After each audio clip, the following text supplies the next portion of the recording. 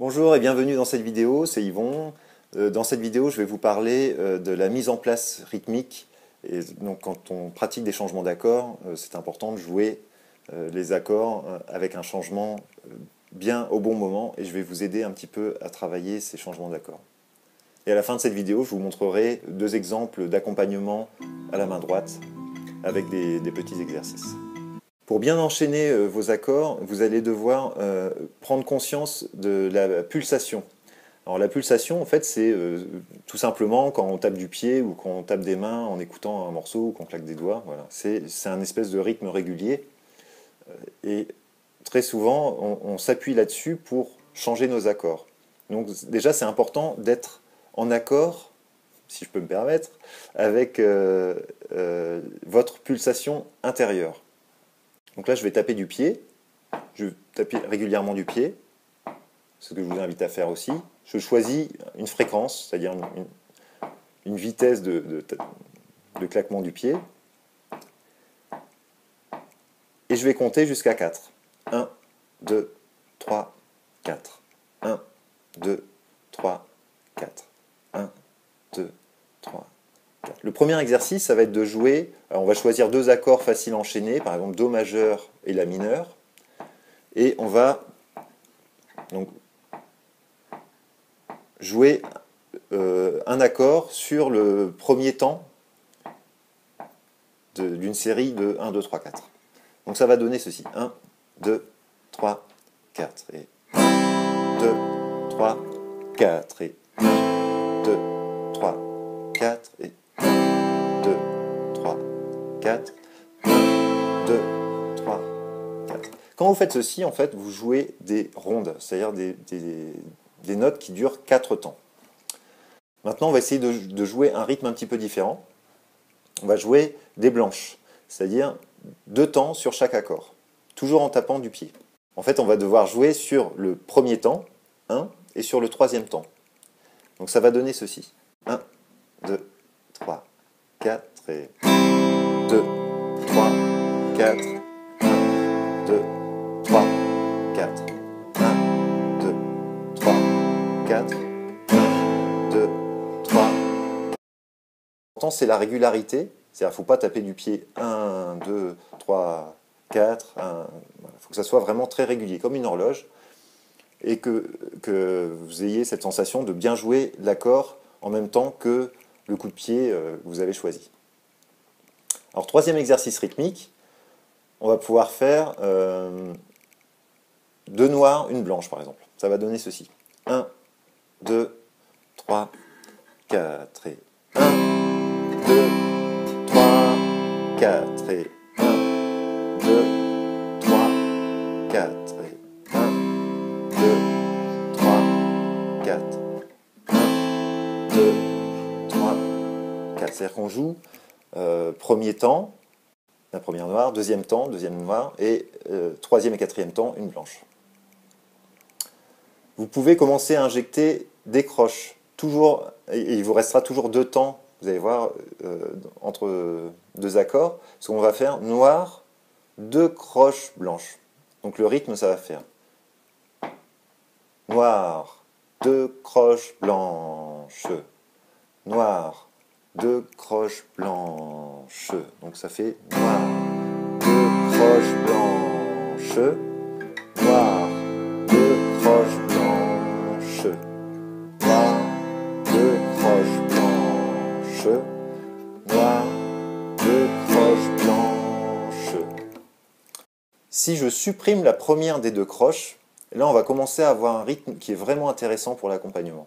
Donc on va avoir donc noir, je vais jouer ma noire, et au lieu de faire 2 croches en jouant l'aller et retour au médiator, ça va donner 2, je ne touche pas mes cordes, et croche, je vais accrocher mes cordes, et donc je vais faire une sorte de contretemps, qui va être assez intéressant du point de vue rythmique. Ça va donner ceci.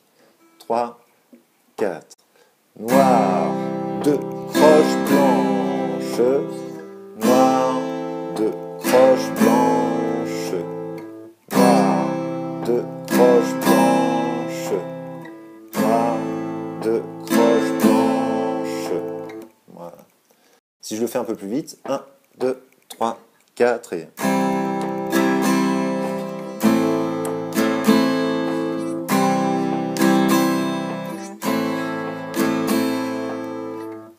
Bien sûr, vous pouvez changer d'accord à enchaîner, hein, peu importe. Vous pouvez prendre Do et Sol, ou Ré, La, peu importe, hein, ça n'a aucune importance.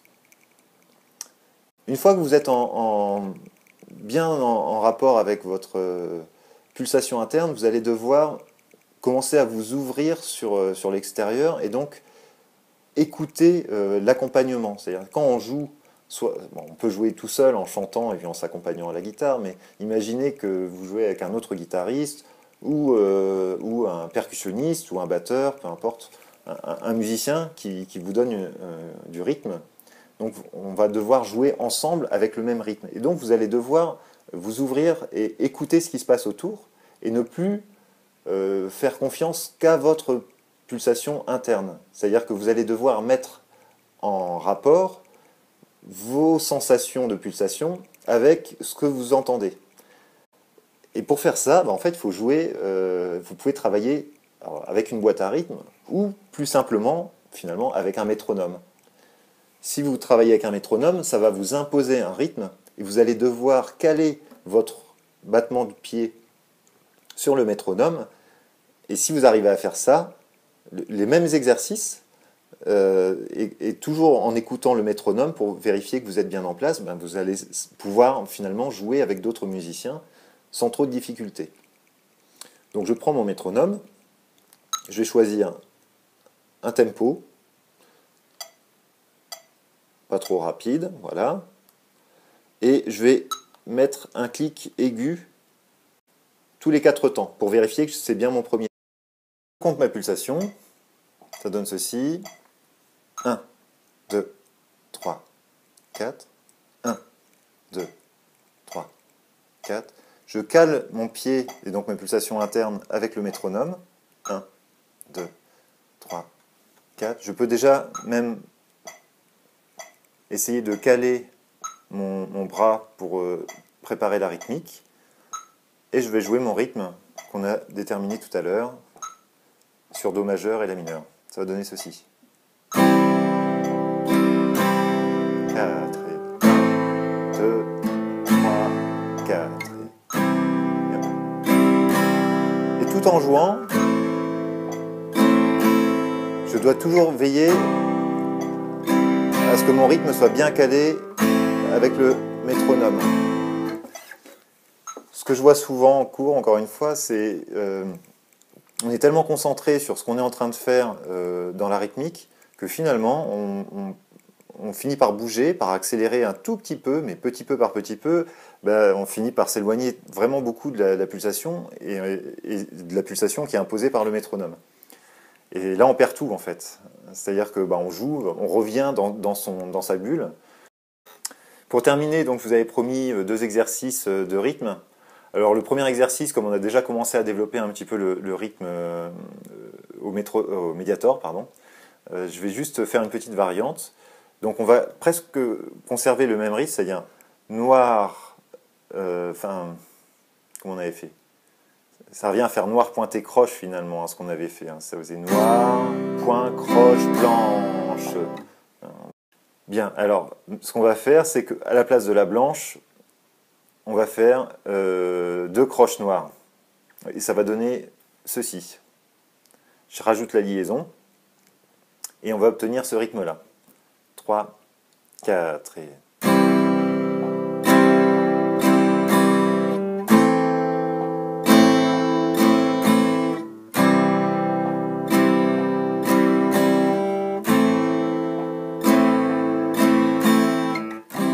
Voilà, donc en fait, il y a 2 contretemps. Ça fait noir, point, croche en l'air, deuxième croche en l'air, et on refait un coup vers le bas pour la dernière noire. Un peu plus vite, ça va donner ceci. Allez, avec le métronome, pour vérifier qu'on est bien calé. Donc à 80. C'est une façon de travailler aussi et d'évaluer votre progression. C'est de noter finalement à partir de quelle vitesse vous décrochez par rapport au métronome. Donc là, je l'ai mis, il était à 65 avant, 65 pulsations par minute. Et là, je le passe à 80. Ça va donner ceci à 80. 3, 4 et...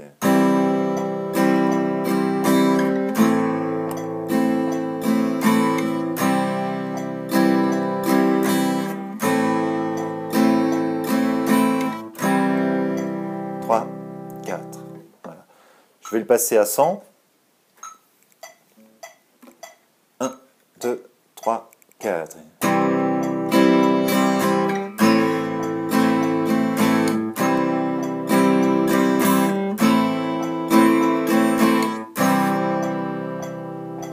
Voilà. On peut le passer encore 120. Vous pouvez faire une progression plus progressive, hein, c'est-à-dire pas forcément de 20 points en 20 points, mais de 10 points en 10 points par exemple. 1, 2, 3, 4.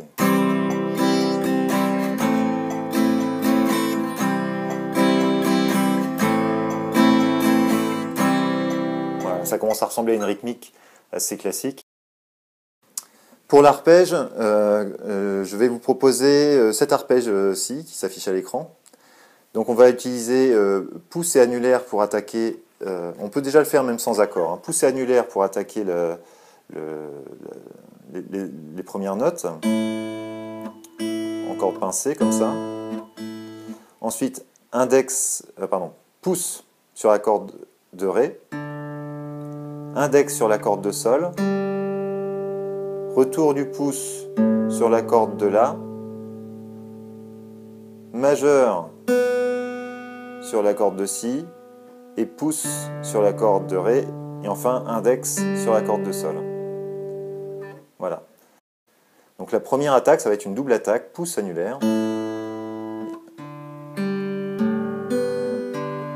va donner ceci, hein. C'est-à-dire que le pouce, en fait, si je l'isole, il va faire pouce, pouce, pouce, pouce, pouce, pouce.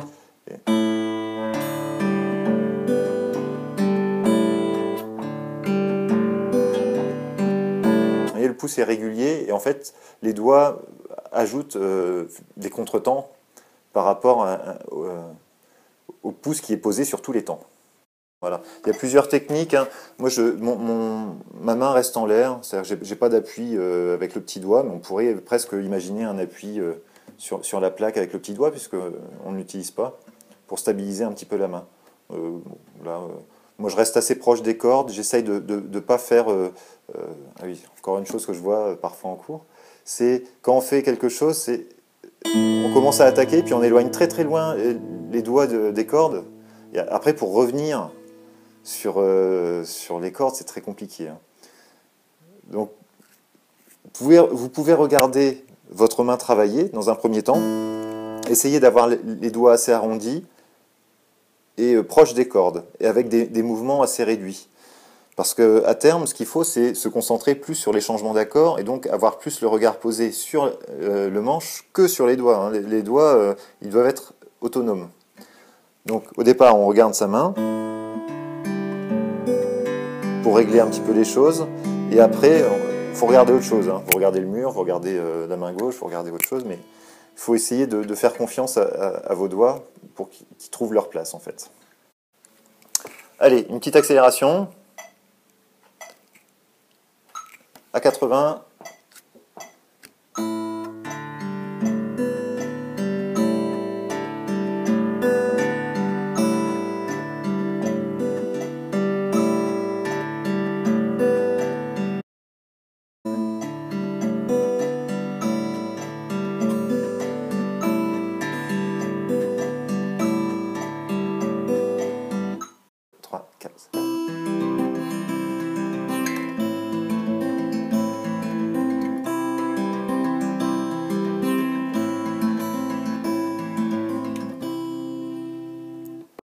Bien, j'espère que cette formation vous a plu et qu'elle a pu vous apporter quelques éléments de réflexion et quelques pistes de travail pour progresser en guitare d'accompagnement.